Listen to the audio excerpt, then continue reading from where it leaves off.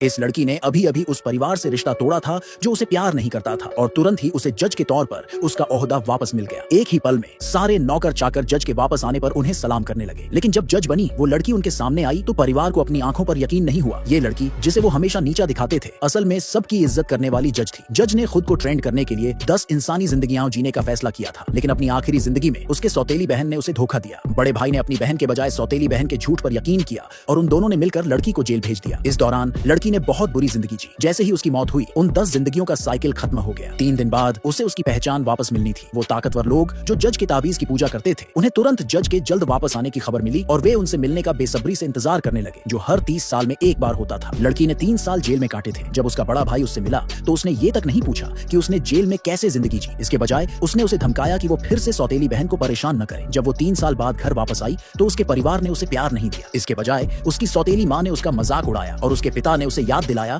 कि वो परिवार की इज्जत खराब न करे, क्योंकि उन्हें दौलत और इज्जत पाने के लिए जज की मंजूरी की जरूरत थी। लेकिन उन्हें पता नहीं था कि असली जज उनके सामने खड़ी है। सौतेली बहन ने उसे उकसाते हुए कहा कि लड़की को जेल वाली जिंदगी जरूर पसंद आई होगी जो उसने उसके लिए तय की थी। गुस्से में लड़की ने उसे थप्पड़ मार दिया। तुरंत ही पूरा परिवार उसे बुरा भला कहने लगा। बड़े भाई ने उसका हाथ पकड़ा, लेकिन तभी उसने लड़की के शरीर पर बहुत सारे निशान देखे। जेल में उस पर इतना अत्याचार हुआ था ये देखकर सब हैरान थे। हालांकि सौतेली बहन ने कहा कि पूरी जेल उसके बड़े भाई की थी और किसी कैदी ने लड़की को छूने की हिम्मत नहीं की होगी। उसने लड़की पर सिर्फ हमदर्दी बटोरने का इल्जाम लगाया। पिता और बड़े भाई ने बिना सोचे समझे उसकी बात पर यकीन कर लिया। इस पर लड़की की सारी उम्मीदें टूट गईं। जज की नजर में अच्छा बनने की उम्मीद में परिवार ने एक शानदार भेंट तैयार की। सौतेली बहन ने चालाकी से लड़की की मां से मिली विरासत की चीजों को गिफ्ट के तौर पर देने का सुझाव दिया। ये सुनकर लड़की ने अपनी चीजें वापस लेने का फैसला किया, क्योंकि मरने से पहले उसकी मां की वो आखिरी निशानी थी। लेकिन सौतेली बहन उसे उकसाती रही। गुस्से में जज का तेज अचानक बाहर आया और सौतेली बहन को उसकी शक्ति से भर दिया। वो तुरंत बड़े भाई के पास भागकर शिकायत करने गई कि लड़की ने उसे मारा है। बिना कुछ समझे बड़े भाई ने लड़की का कंगन तोड़ दिया। गुस्से में वो बदला लेना चाहती थी,